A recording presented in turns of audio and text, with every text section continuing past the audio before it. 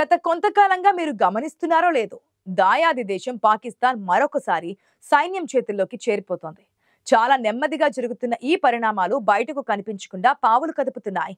గత అనుభవాలను పరిశీలించి చూస్తే సాధారణంగా సైనిక తిరుగుబాటు లాంటివి జరిగితే వీధుల్లోని ట్యాంకులు వస్తాయి. ప్రధాన అధికార కేంద్రాలను సైనికులు తమ ఆధీనంలోకి తీసుకుంటుంటారు. ఆపై సైనిక నియంత మీడియా ముందుకు వచ్చి దేశంలో అరాచకం ప్రబలిందని, దానిని నియంత్రించేందుకు సైనిక పాలన ఒక్కటే మార్గమని అనౌన్స్మెంట్ చేస్తాడు. పరిస్థితులు చక్కబడే వరకు జనం ప్రశాంతంగా ఉండాలని, సైన్యానికి సహకరించాలని విజ్ఞప్తి చేస్తాడు. కానీ ఎలాంటి హంగామా అన్నది లేకుండా చాప కింద నీరులా పాకిస్తాన్ సైనిక పాలన దిశగా కదిలిపోతోంది. చట్టబద్ధమైన పాలన, సైనిక నియంతృత్వం అనేవి పరస్పర విరుద్ధమైన అంశాలు. కానీ ఈ రెండింటి వికృత కలయికతో ఒక కొత్త వ్యవస్థ పాకిస్తాన్ లో రూపుదిద్దుకుంటోంది. అందుకు అక్కడి పార్లమెంటులో 27వ రాజ్యాంగ సవరణ దారులు వేస్తోంది. పరోక్ష సైనిక ఆధిపత్యం నుంచి రాజ్యాంగబద్ధంగా సైనిక నాయకత్వానికి పెద్దపీట వేసే సవరణ బిల్లుకు మొన్న 10వ తేదీన పాక్ సెనేట్ లో ఆమోదం కూడా లభించింది. తర్వాత పాక్ పార్లమెంటు కూడా ఇందుకు తలూపింది. అధ్యక్షుడు జార్దారి రాజముద్రతో ఇది నేడో రేపో అమల్లోకి కూడా వస్తోంది. ఈ అసాధారణ సవరణతో పాక్ రాజ్య వ్యవస్థ సమూలంగా మారిపోతోంది. నిన్నటిదాకా సైన్యం తెర వెనుక నుంచి పావులు కదుపుతూ ఉండేది. రాజకీయ స్టేట్మెంట్ పొలిటీషియన్స్ చేసేవారు. ఇక నుంచి నేరుగా పెత్తనం చెలాయించే సౌలభ్యం సైన్యానికి ఏర్పడుతోంది. తిరుగులేని అధికారాన్ని కట్టబెట్టే ఆ రాజదండం ఇటీవల దొంగదారిన ఫీల్డ్ మార్షల్ గా ప్రమోషన్ పొందిన పాక్ సైన్యాధినేత ఆసిమ్ మునీర్ చేతిలోకి వెళ్తుందని అంటున్నారు పరిశీలకులు. పహల్గామ్ ఉగ్రదాడి, ఆ తదనంతర పరిణామాల నేపథ్యంలో మునీర్ పేరు బాగా వినిపించింది. ఆ కరుడుగట్టిన మతోన్మాది, భారత్ బద్ద విరోధి అంచెలంచెలుగా పాకిస్తాన్ ను శాసించే స్థాయికి ఎదగడంపై మీడియాలో కథనాలు వెల్లువెత్తాయి. ఆపరేషన్ సింధూర్ చేపట్టి పాకిస్తాన్ లోని ఉగ్రవాద స్థావరాలపై భారత్ దాడులు జరిపినప్పుడు అప్పటికింకా మునీర్ జనరల్ హోదాలోనే ఉన్నాడు. ఆ సమయంలో మన దేశంపై ఎన్ని రెచ్చగొట్టే వ్యాఖ్యలు చేశాడో గుర్తు చేసుకోండి. అవసరమైతే భారత్పై అణుబాంబులు వేయడం గురించి ప్రస్తావించిన సంగతి సాక్షాత్తు అమెరికా అధ్యక్షుడు డొనాల్డ్ ట్రంప్ స్వయంగా వెల్లడించారు.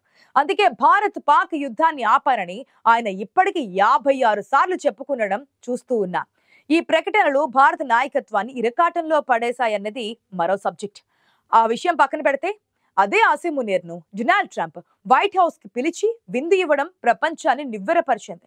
ఎందుకంటే అప్పట్లో భారత్ విషయం వచ్చేసరికి ఆయన పూర్తిగా మన మిత్ర దేశంగా చెప్పుకునేవారు. ప్రధాని మోదీ అంటే ప్రాణ స్నేహితుడిగా గొప్ప ప్రసంగాలు కూడా చేసేవారు. కానీ ఒకవైపు మన వైపు మాట్లాడుతూనే అటు పాకిస్తాన్ ను దువ్వుతున్నారు.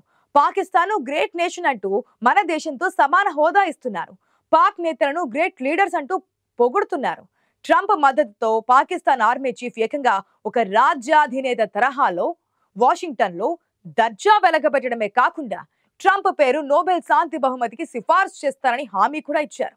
పాక్ రాజ్య వ్యవస్థపై మునీర్ పట్టు బిగించారనడానికి ఈ తతంగం ఒక నిదర్శనం అంటున్నారు పరిశీలకులు. ఇప్పుడు అదే సైన్యాధినేత చేతికి అణ్వస్త్రాలు, త్రివిధ దళాలపై గుత్తాధిపత్యాన్ని కట్టబెడుతున్నారు.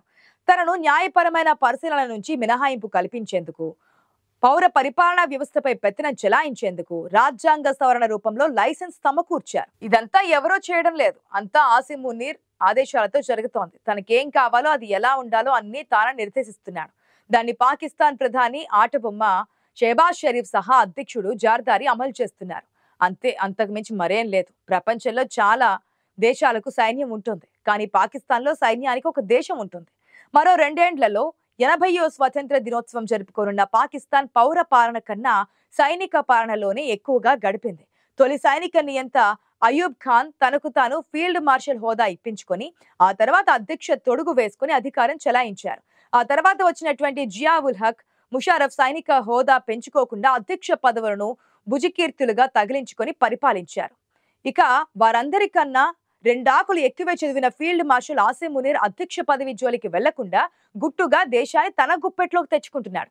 రాజ్యాంగబద్ధ సైనిక పాలన కబంధ హస్తాల్లో పాక్ దేశాన్ని బందీగా చేస్తున్నాడు. కశ్మీర్ మా జీవనాడి అని బాహాటంగా ప్రకటించుకున్న సైనిక నియంత గుట్టుగా పాకిస్తాన్ పై పట్టు బిగించడం భారతదేశానికి వ్యూహాత్మకంగా ఏ మాత్రం పొసగని వ్యవహారం అంటున్నారు విశ్లేషకులు. అమెరికా అధ్యక్షుడి నుంచి లభిస్తున్న వ్యక్తిగత మద్దతు ధీమాతో మునీర్ సాయుధ దళాలపై తన అధికారాన్ని మరింత పటిష్టం చేసుకుంటున్నాడు. పౌర ప్రభుత్వ సైనిక సంబంధాలలో ఇప్పటికే మొగ్గు సైన్యం వైపు ఎక్కువగా ఉంది. తక్కెడలో సైన్యం వైపు బరువు మరింత పెరిగేటట్లు మునీర్ చూసుకుంటున్నాడు. ఇందుకు చాలా తెలివిగా పావులు కూడా కదుపుతున్నాడు.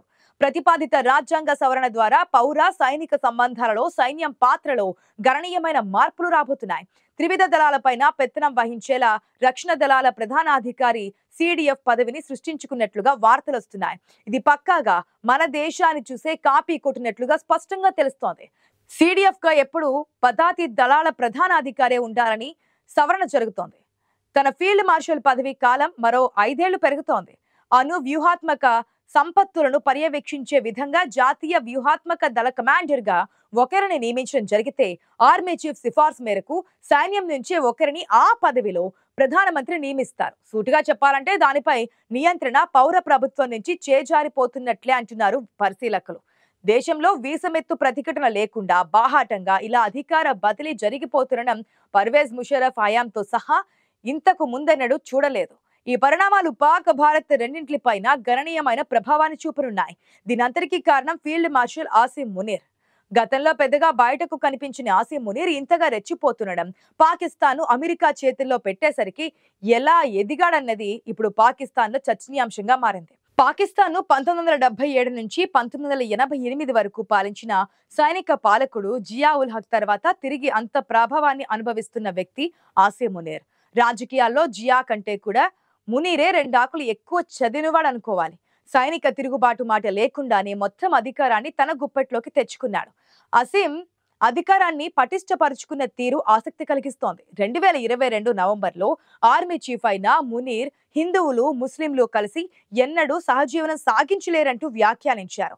హిందూ వ్యతిరేక ధోరణితో ఈ ఏడాది మొదట్లో వార్తలకెక్కారు. ఘోరమైన పహల్గాం దాడికి సరిగ్గా 1 నెల ముందు తన నోటి నుంచి ఆ ప్రేలాపనలు వెలువడ్డాయి.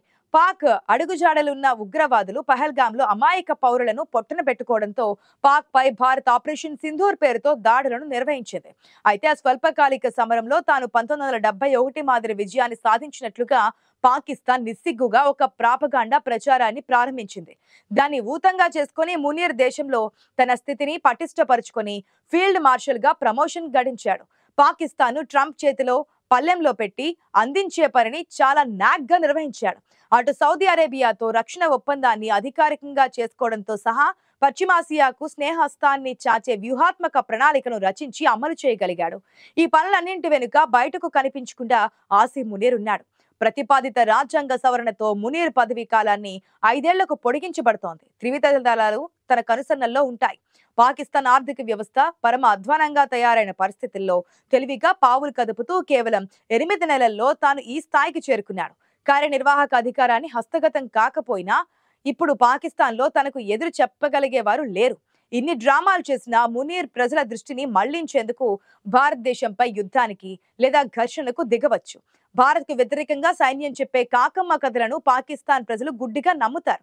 ఈ నేపథ్యంలో మునీర్ ఎత్తుగడలను భారత్ తప్పనిసరిగా ఒక కంట కనిపెడుతూ ఉండాలని అంటున్నారు విశ్లేషకులు.